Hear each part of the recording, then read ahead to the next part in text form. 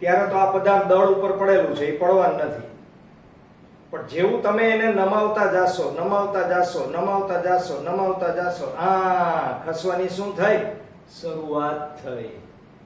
તો જ્યારે ખસવાની શરૂઆત થાય ત્યારે આ સપાટી અને આ પદાર્થ વચ્ચે લાગતા ઘર્ષણ બળને મહત્તમ સ્થિત ઘર્ષણ બળ કહેવામાં આવે. જય શ્રી કૃષ્ણ બાળકો, મજામાં? આપણે ગતિના નિયમોમાં ઉદાહરણના દાખલા ગણતા હતા. આજે પણ આપણે થોડા દાખલા ગણી નાખીએ. ઉદાહરણ નંબર 5.4 સિમ્પલ છે એકદમ. એક બેટ્સમેન બોલને તેની 12 મીટર પ્રતિ સેકન્ડની પ્રારંભિક ઝડપને બદલ્યા સિવાય સીધો જ બોલરની દિશામાં પાછો ફટકારે છે. એને સ્ટ્રેટ ડ્રાઈવ કહેવાય. ખ્યાલ છે તમને બધાને? સીધો જ બોલ જાય. આવવામાં એનો વેગ છે, આવવામાં એનો વેગ છે એ 12 મીટર પ્રતિ સેકન્ડ છે.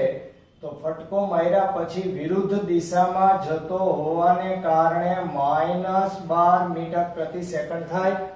અને એ દડાનું દળ કેટલું આપ્યું છે? 0.15 કિલોગ્રામ આપેલું છે. તો શું શોધવાનું છે? બોલ પર લાગતો આઘાત શોધો. આઘાતનો મતલબ વેગમાનનો ફેરફાર આપણે શોધવાનો છે, રાઈટ?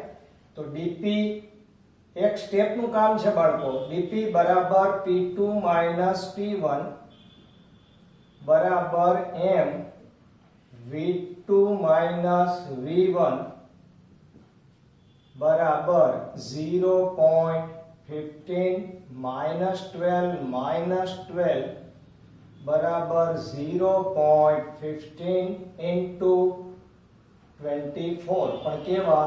માઇનસ બરાબર 15 4 60 6 36 બરાબર 3.6 આટલા ન્યૂટન માઇનસ. માઇનસ નિશાની એમ બતાવે છે કે અહીં બેટ વડે બોલ પર નો આઘાત 3.6 ન્યૂટન છે. રેડી? સિમ્પલ છે. ઘણી વખત સંપર્ક સમય પૂછે, પણ તમને સંપર્ક સમય પૂછે તો સામે તમને બળ આપવું પડે, અને બળ જોઈતું હોય તો સંપર્ક સમય આપવો પડે, રાઈટ? 5.6 આકૃતિ મેં તૈયાર રાખેલી છે, આપણો સમય ન બગડે એટલે. 5.6 બહુ મજાનો દાખલો છે, સરસ છે.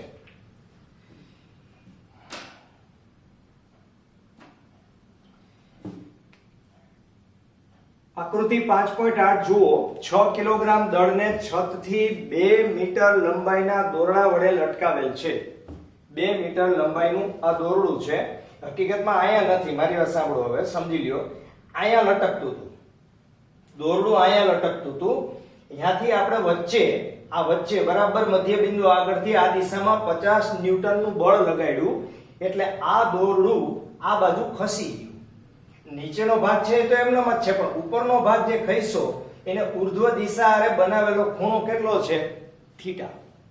અને કોઈ પણ દોરડું લટકતું હોય અથવા એ ખેંચાતું હોય ત્યારે એક વધારાનું બળ ઉત્પન્ન થાય, એને કહેવામાં આવે દોરીમાંનું તણાવ બળ. અને આ તણાવ બળ મોટે ભાગે જો આધાર હોય તો આધાર તરફની દિશામાં હોય. જો અહીંયા T1 મેં લખેલું છે, અને આ આધાર તરફના તણાવ બળનો ઉર્ધ્વ દિશા સાથેનો ઘટક T1 cos θ થાય, કારણ કે એની સાથે આપણે ખૂણો ધારેલો છે. અને આ બાજુનો T1 sin θ થાય, અને એની એક્ઝેક્ટ સામે 50 ન્યૂટન થાય, કે જે બાહ્ય બળ છે, આ F છે. અને અધો દિશામાં આ જે વજન લટકાડેલું છે એના દ્વારા જે તણાવ ઉત્પન્ન થાય એ T2 છે. પણ આ તણાવ તમારે શોધવાની રામાયણ નથી, કારણ કે આ કોઈ ચરણમાં નથી, ડાયરેક્ટ અક્ષની દિશામાં છે. આને ચરણ કહેવાય. આમ આમ આમ આમ હોય તો એના ઘટક પડે cos θ sin θ, પણ સીધી રેખામાં છે એટલે આ T2 બરાબર ડાયરેક્ટ શું થશે? mg. હવે આપણે રકમ થોડી જોઈ કે 6 કિલોગ્રામ દળને 6 થી 2 મીટર લંબાઈના દોરડા વડે લટકાવેલ છે. ઓકે, તો દોરડાના મધ્ય બિંદુ એ 50 ન્યૂટનનું એક બળ સમક્ષિતિજ દિશામાં લગાડવામાં આવે છે. 50 ન્યૂટન આ બાજુ. સંતુલન સ્થિતિમાં દોરડું ઉર્ધ્વ દિશા સાથે કેટલો ખૂણો બનાવશે? જીની કિંમત 10 લેજો. સંતુલન સ્થિતિ, સંતુલન સ્થિતિ, સંતુલન સ્થિતિ, બસ આ શબ્દ જ અગત્યનો. બરાબર. તો સૌથી પહેલી મહત્વની વાત કે સંતુલન સ્થિતિમાં P પર લાગતા વિરુદ્ધ દિશાના બળો સમાન મૂલ્યના થાય અને ધારો કે દોરીએ ઉર્ધ્વ દિશા સાથે થીટા ખૂણો બનાવે છે. બરાબર. તો તણાવ બળના બે ઘટક પડશે, એક T1 cos થીટા બરાબર અને T1 sin થીટા. હવે T1 sin થીટા ની સામે કોણ છે? 50 ન્યૂટન ને T1 cos થીટા ની સામે કોણ છે? T2. અને T2 બરાબર શું છે? mg. મેં લખ્યું બળો સમાન મૂલ્યના થાય. તેથી શું થશે? T1 sin theta is equal to 50 અને T1 cos થીટા બરાબર T2 બરાબર mg. એટલે કે T1 cos થીટા બરાબર દળ એનું કેટલું આપેલું છે? દળ 6 કિલોગ્રામ દળ ને આ 6 કિલોગ્રામ છે નીચે બરાબર, એટલે 6 ગુણ્યા 10 બરાબર 60 ન્યૂટન. આને સમીકરણ 1 આપો અને સમીકરણ 2 આપો અને શોધવાનું શું છે એ મુજબ આપણે આગળ વધીએ. સંતુલન સ્થિતિમાં દોરડું ઉર્ધ્વ દિશા સાથે ખૂણો થીટા કેટલો બનાવશે? હા, એ જોવાનું કે શું આપણે મેળવવાનું છે. બરાબર. તો હવે જુઓ સમીકરણ 1 અને સમીકરણ 2 નો ગુણોત્તર લેતા શું થશે?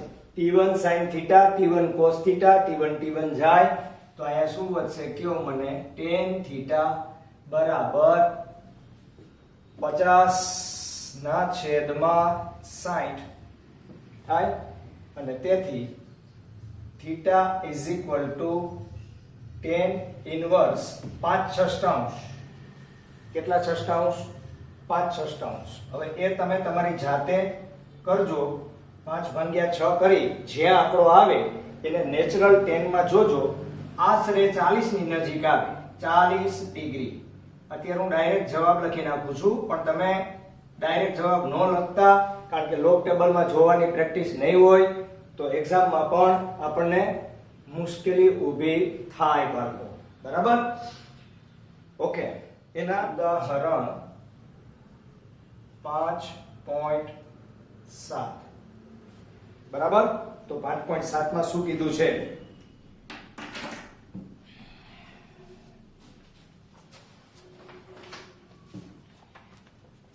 બોક્સ અને ટ્રેનના તળિયા વચ્ચેનો સ્થિત ઘર્ષણાંક બરાબર. સ્થિત ઘર્ષણાંક તમને કેટલો આપ્યો છે? સ્થિત ઘર્ષણાંક 0.15. એને કોઈ એકમ ના હોય, બધાને ખબર છે. તો ટ્રેનના તળિયા પર રહેલ બોક્સ સ્થિર રહે તે માટે ટ્રેનનો મહત્તમ પ્રવેગ કેટલો હોવો જોઈએ? ટ્રેનનો મહત્તમ પ્રવેગ. બરાબર. તો હવે આપણી બોક્સ કેવું રાખવાનું છે? આપણે સ્થિર. બોક્સ સ્થિર. તો બોક્સ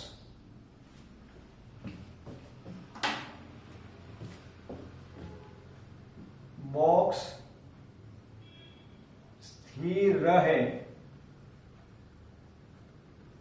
તે માટે Fs is less than or equal to μs into n. તેથી Fs is less than or equal to μs into n બરાબર શું લખાય? mg. બરાબર. અને Fs બરાબર આ બળ ન્યૂટનના ગતિના નિયમનું પાલન ન કરે તો તમને પ્રવેગ મળે કેવી રીતે? બરાબર. અને પ્રવેગ જ તમારે શોધવાનો છે. શું શોધવાનું છે? પ્રવેગ. તો આ બેને સરખાવી દો. અહીં શું થશે? ma is less than or equal to, આ તો less than or equal to લખું છું, બાકી equal to જ લેવાનું છે આપણે. આના કરતા ઓછું હોવું જોઈએ, એટલું અથવા એના કરતા ઓછું. μs into mg. બે બાજુથી mm કેન્સલ.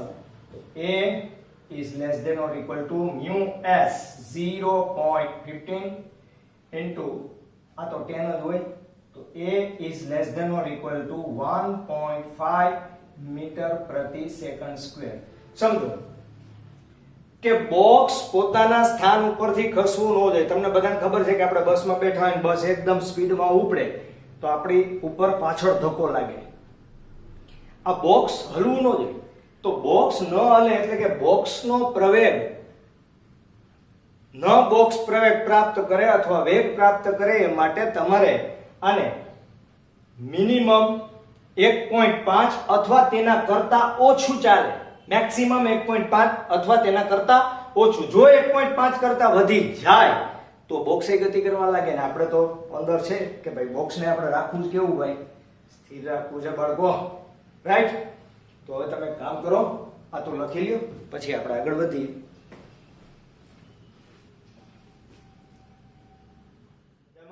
જુઓ એના પછીનો દાખલો. અત્યારે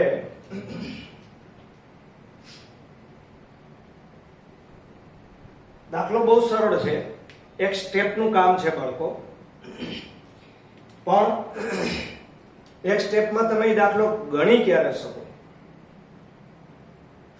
તમારો કન્સેપ્ટ મગજમાં 100% ક્લિયર હોય, વિચારશીલતા આવી જાય પછી. પણ પહેલા તો તમારે એને સમજવું જ પડે.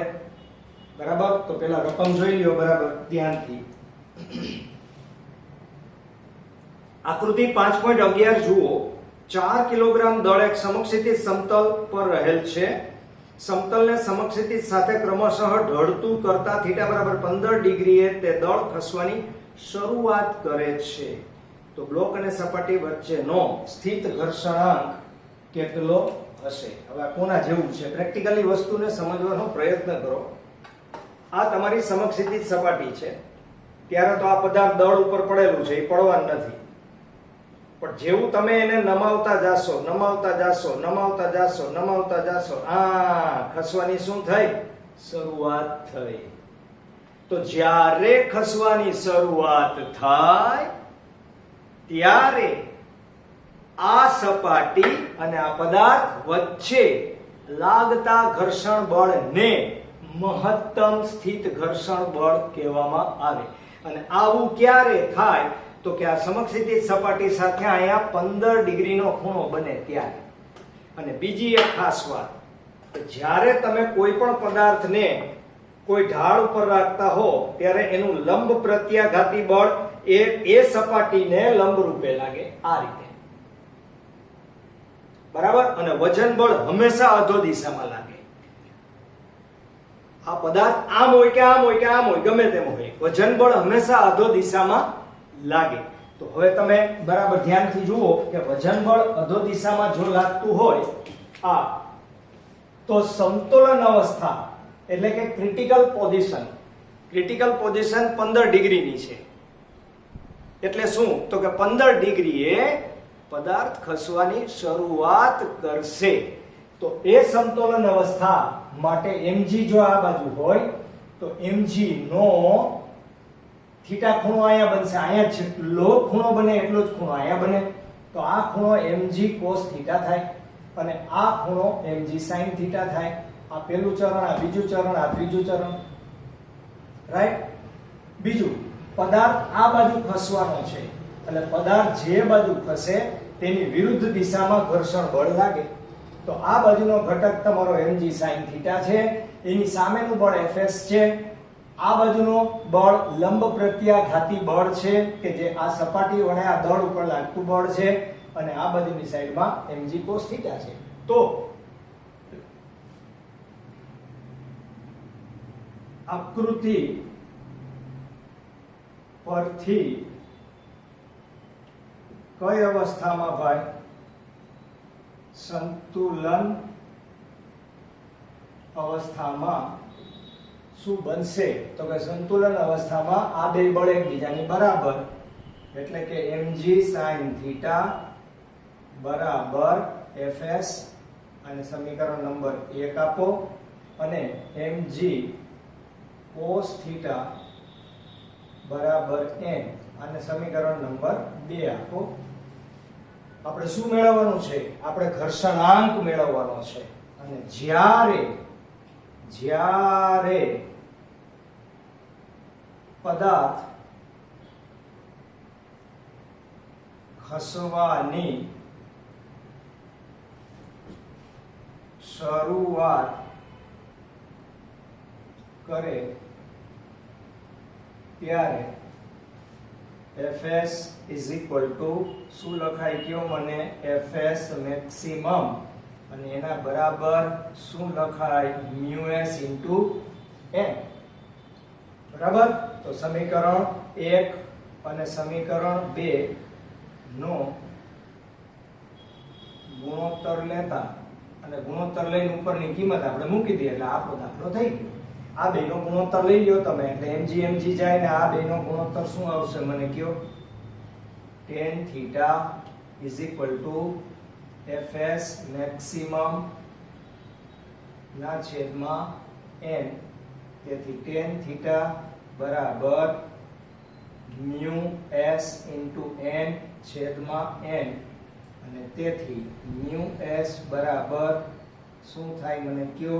tan theta. તેથી mu s બરાબર tan 15. તેથી mu s બરાબર 0.1015 માં જોઈ લેવું બાળકો. આને કોઈ એકમ હોતો નથી. આ સૂત્રનો સીધો તમે ઉપયોગ કરી શકો પણ અમુક દાખલાઓ ગણ્યા પછી પહેલા સમજીને કરવાનો કામ આપણે હંમેશા. હવે એના પછીનો દાખલો, આકૃતિમાં દર્શાવેલ ટ્રોલી અને સપાટી વચ્ચેનો ગતિક ઘર્ષણાંક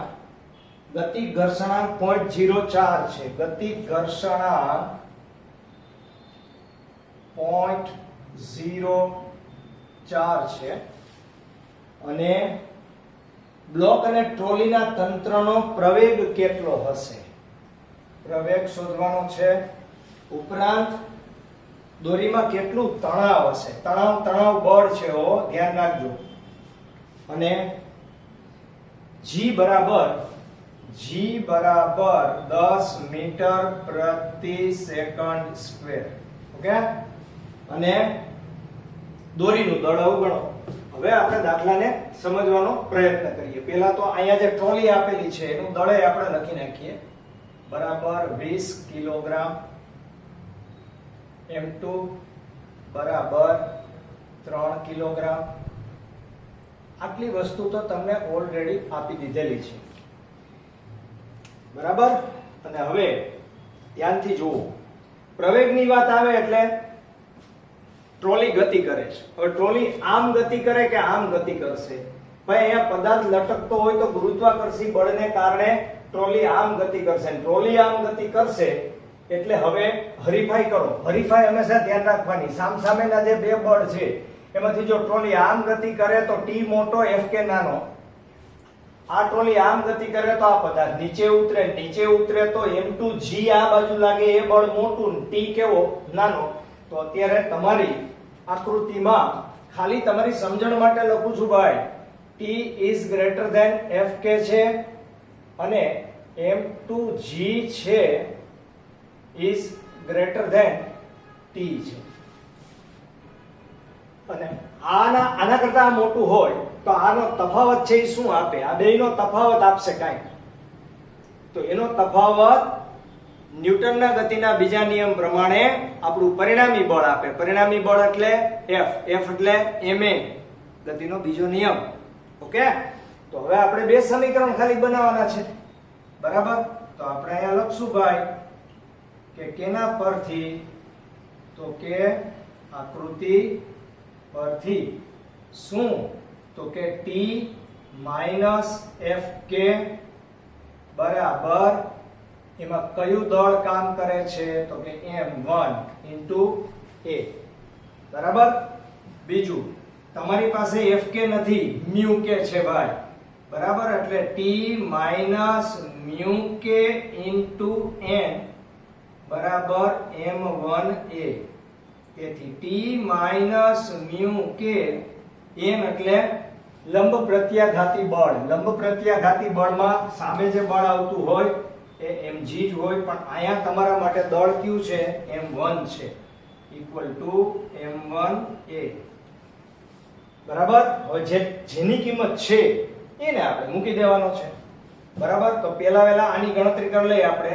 μk m1 g બરાબર 0.04 ગુણાકારમાં m1 એટલે 20 અને ગુણાકારમાં 10, બરાબર? એટલે કેટલા થશે? આ 200 અને 200 ચોકું 800 અને 2 વયા જાય એટલે 8. ઓકે, તો t - 8 બરાબર m1a. m1 એટલે 20 એટલે 20a. આને આપણે સમીકરણ નંબર કેટલા આપી દયો? 1. અને હવે એવી જ રીતે વાળ્યા જાવ. who is big, who is મોટા? તો કે આ નાનું. અહીંયા શું થશે? એ જ રીતે m2g - t બરાબર m2a. બરાબર? તો m2 એટલે 3 ગુણ્યા 10 એટલે કેટલા થશે? 30 - t બરાબર કેટલા? a થશે 3a. આને આપણે સમીકરણ નંબર કેટલા આપી દયો? 2. હવે કામ શરૂ છે. કોનો ઉકેલ કરવાનો છે આપણે? સમીકરણ 1 અને 2 ને ઉકેલતાનો મતલબ બે અજ્ઞાત રાશિ હોય તો એકનો લોપ કરવાનો છે. તો લોપમાં કોણ વયું જશે? કયો? tt ગયા, બરાબર? કોઈ નિશાની ચેન્જ નહીં. તો અહીંયા શું આવશે? 30 - 8 બરાબર નિશાની હોય એ જ રાખવાની. તો અહીંયા 20a + 3a એટલે કેટલા? a 23a થશે. અને જો એમ થાય તો 22 બરાબર 23a. તેથી a બરાબર 22/23, બરાબર? 22/, લગભગ 0.9 ની આસપાસ આવવું જોઈએ. 22/23 આપણે પરફેક્ટ લેવું હોય તો 0.956 એટલે 0.96 લખો તો ચાલે, = 0.96 મીટર પ્રતિ સેકન્ડ સ્ક્વેર. બરાબર? તો આ તમારા માટે પ્રવેગ મળી ગયો. હવે આ પ્રવેગની કિંમત છે એ કેમાં મૂકી દેવાની ભાઈ? આપણે કોઈ પણ એક સમીકરણ તમને મન પડે એમાં મૂકી દો, બરાબર? અહીંયા મૂકી દો તોય કઈ વાંધો નથી, અહીંયા મૂકી દો તોય કઈ વાંધો નથી, ગમે એમાં મૂકશો, ગણતરી તો કરવી જ પડશે. તેથી 2 માં કિંમત મૂકતા તો 30 - t બરાબર 3 × 0.96 બરાબર, અને આ બાજુ લઈ લ્યો એટલે t બરાબર 30 ઓછા 0.96 ગુણ્યા 3 2.86 ઇક્વલ ટુ બસ આ બેની બાદબાકી કરી નાખો 30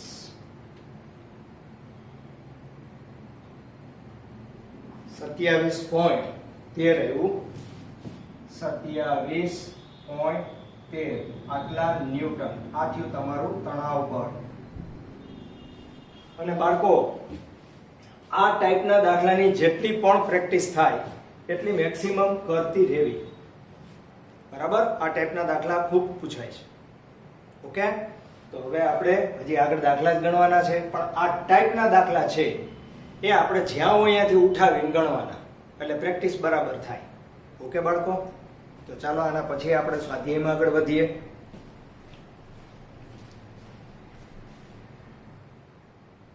યસ બાળકો, સ્વાધ્યાયમાં હવે વયા જાઓ. સ્વાધ્યાયમાં 1 થી 3 દાખલા આપણે ગણવા નથી, અને 5.4 છે એ વર્તુળાકાર ગતિ હું ભણાવીશ, પછી કરાવીશ.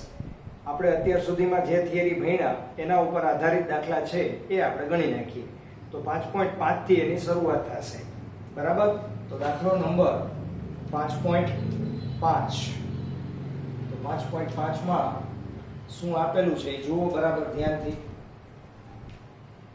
15 મીટર પ્રતિ સેકન્ડની પ્રારંભિક ઝડપથી, એટલે v1 બરાબર 15 મીટર પ્રતિ સેકન્ડ ની પ્રારંભિક ઝડપથી ગતિ કરતા 20 કિલોગ્રામ દળના એક પદાર્થ પર m બરાબર 20 કિલોગ્રામ 50 ન્યૂટનનું F બરાબર -50 ન્યૂટન. શું કામ લખ્યું મેં? પ્રતિપ્રવેગ ઉત્પન્ન થાય. જો બ્રેક મારે તો પદાર્થને અટકાવવા માટે કેટલો સમય લાગશે? અટકાવવું એટલે અંતિમ વેગ 0.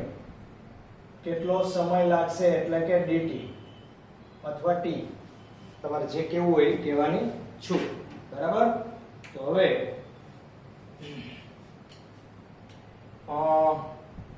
ટાઈમ શોધવાનો છે. તો ગતિના બીજા નિયમ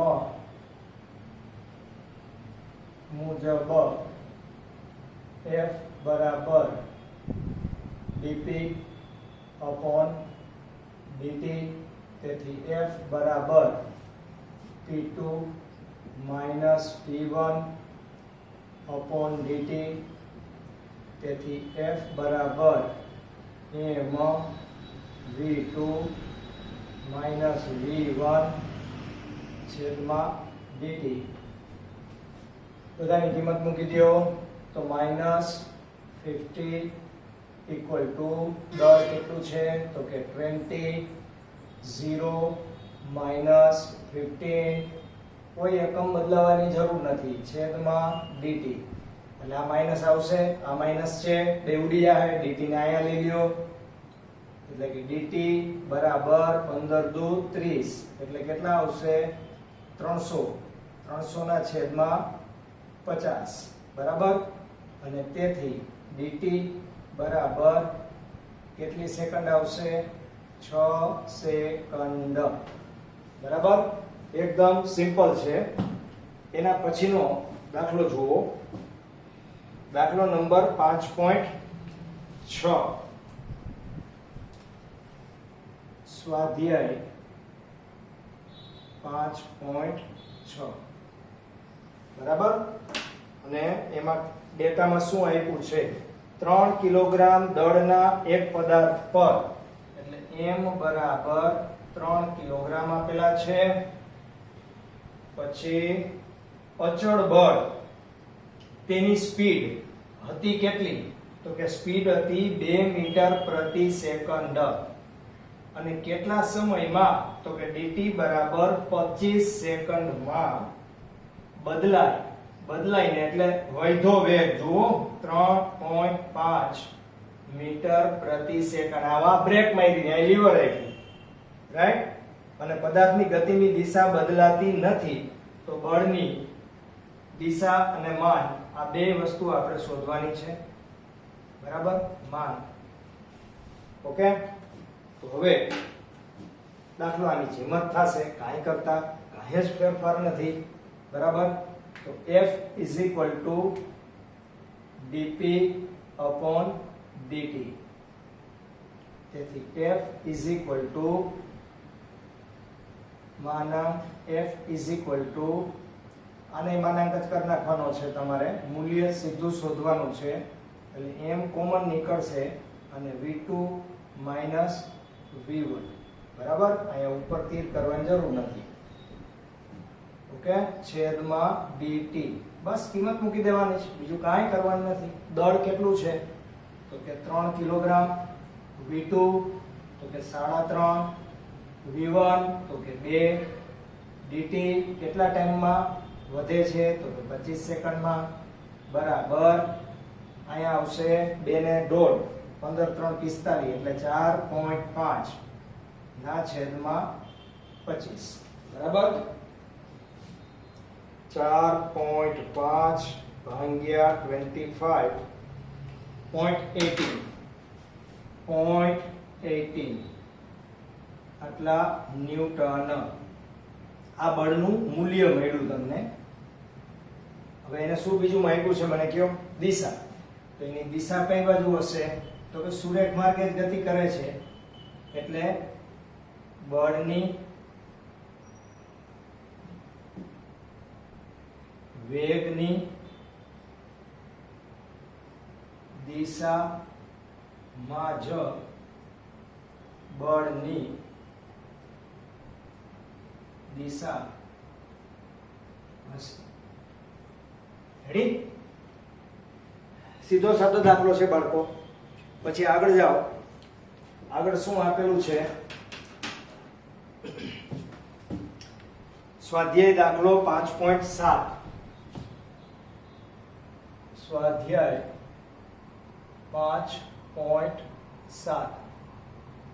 બરાબર, અને 5.7 આપણને શું કહેવા માંગે છે તો કે આપણને કહેવા માંગે છે કે પરસ્પર લંબ એવા બે બળ એક પદાર્થ ઉપર લાગે છે.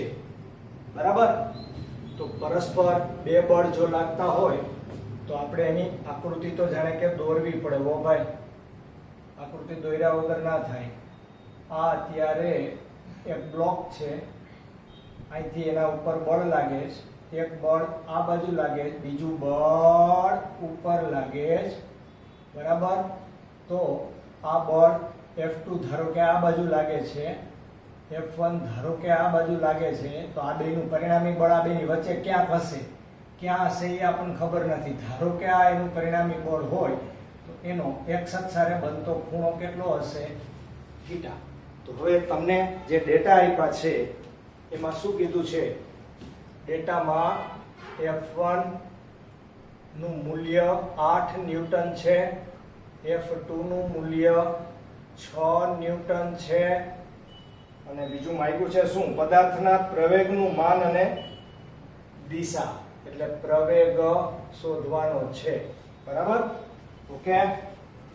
તો હવે આપણે પરસ્પર લંબ દિશામાં ગતિ કરતા પદાર્થનું પરિણામી બળ એટલે ઘટકોના વર્ગોના સરવાળાનું વર્ગમૂળ.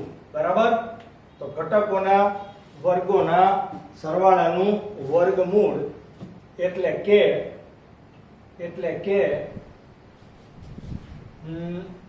F is equal to root of F1 square વત્તા F2 square. તેથી F is equal to root of 8 8 64, 6 6 36, અને તેથી F is equal to root 100, અને તેથી F is equal to 10 newton. આ પરિણામી બળનું મૂલ્ય મળ્યું. 8 આ બાજુ, 6 આ બાજુ, ને આ બાજુ કેટલું? 10. બરાબર, અને તેથી F ઇઝ ઇક્વલ ટુ, હવે આપણું સૂત્ર શું બનશે? F is equal to ma. અને જો F is equal to ma હોય તો A બરાબર શું થાય કયો? F upon m.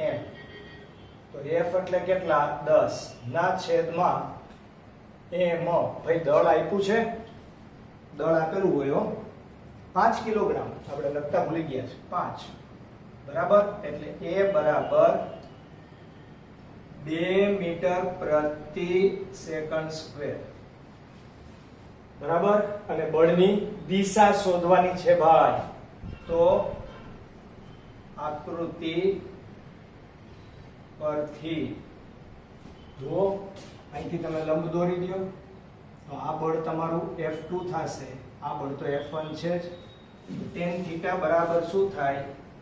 tan theta બરાબર F2 ના છેદમાં F1 બરાબર 6 ના છેદમાં 8 બરાબર 3 ના છેદમાં 4. તેથી theta is equal to tan inverse 3/4 એટલે 0.75 બરાબર લગભગ 36 ડિગ્રી 52 મિનિટ આવે. એટલે લગભગ તમે 37 ડિગ્રી લખી શકો ભાઈ. ઓકે. અને હવે એના પછીનો છે દાખલો, સમય જશે હું માનું છું, લગભગ નહીં વાંધો આવે. 5.7 પછી 5.8 બરાબર.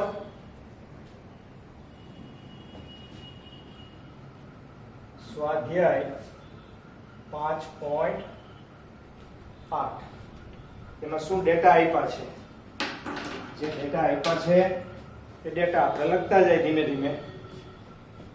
36 કિલોમીટર પ્રતિ કલાક એટલે વેગ v બરાબર 36 કિલોમીટર આપણને ન પોસાય ભાઈ, એટલે ગુણ્યા 1000 ના છેદમાં 3600 બરાબર 10 મીટર પ્રતિ સેકન્ડ, બરાબર. અને હવે બાળકને ઉભેલો જુએ છે ભાઈ ડ્રાઈવર, અને તે બાળકને બચાવવા માટે તેનું વાહન 4 સેકન્ડમાં એને સ્થિર કરવું પડે એમ છે. એટલે અંતિમ વેગ એનો 0 અને dt બરાબર 4 સેકન્ડ માં એને સ્થિર કરવાનું છે. તો વાહન પર વેગ ઘટાડતું સરેરાશ બળ આપણે કેટલું લગાડવું પડશે પ્રતિ પ્રવેગ? વાહનનું દળ વત્તા વાહનના દળને આપણે m1 કહી તો m1 બરાબર 400 કિલોગ્રામ અને m2 એટલે માણસનું દળ, બહુ જાડીઓ નથી ભાઈ, 65 કિલોગ્રામ જ છે, બરાબર. તો આ તમને ડેટા આપેલા છે અને આ ડેટા મુજબ તમારે શોધવાનું છે વાહન પર વેગને ઘટાડતું સરેરાશ બળ કેટલું હશે. તો આ સરેરાશ બળ છે તમારું, એ અહીંયા આપણે શોધ્યું હતું એની જેમ જ શોધવાનું છે. આ સૂત્ર કાંઈ કરતા કાંઈ ફેરફાર નહીં, એટલે કે F is equal to dp upon dt. તેથી F is equal to p2 minus p1 છેદમાં dt. તેથી F is equal to આ બધુંય માનાંકમાં છે ભાઈ, બરાબર. હવે બધું કાઢી નાખીએ આપણે, એટલે અહીંયા આવશે m કૌંસમાં v2 minus v1 છેદમાં dt. તેથી F is equal to, ભાઈ આ દળને આપણે કેપિટલ M કહેશું, અને કેપિટલ M એટલે m1 વત્તા m2 બેયના દળ ગણવા પડે ને, બરાબર. એટલે 465 કિલોગ્રામ આપણે દળ ગણતરીમાં લેવાનું. માણસનું દળ આપ્યું છે ને, આપ્યું હોય તો કોઈ પ્રશ્ન નથી ભાઈ. તો અહીંયા 465 કૌંસમાં v2 minus v1 એટલે અંતિમ વેગ ઓછા પ્રારંભિક વેગ છેદમાં 4 સેકન્ડમાં એને સ્થિર કરવાનો છે. એટલે માઈનસ 4650 છેદમાં કેટલા આવશે? 4, બરાબર. તો 4650 ભાગ્યા 4 ઇક્વલ ટુ 1162, 1162.5 આટલા ન્યૂટન, બરાબર, આ બળ આપણને મળી ગયું. હવે આપણે બીજું કઈ એમાં શોધવાનું હતું બાળકો? નહીં, માત્ર વેગ ઘટાડતું બળ શોધવાનું હતું. ઓકે, તો આના ઉપરથી આપણે હવે આગળ ઉપર જી નીટના દાખલા પણ ગણવાના છે, કારણ કે આ ટાઈપના જે આવતા હોય તો બધા આપણે ગણવા જ પડે, પણ એ નેક્સ્ટ લેક્ચરમાં આપણે ગણશું બાળકો. ઓકે, તો આ તમે લખતા જાજો, વ્યવસ્થિત નોટ બનાવતા જાજો. બરાબર, 12મા ધોરણમાં તમને આ બધી વસ્તુ લખેલી હશે, એ કામ લાગશે. ઓકે, ચાલો, જય શ્રી કૃષ્ણ બાળકો.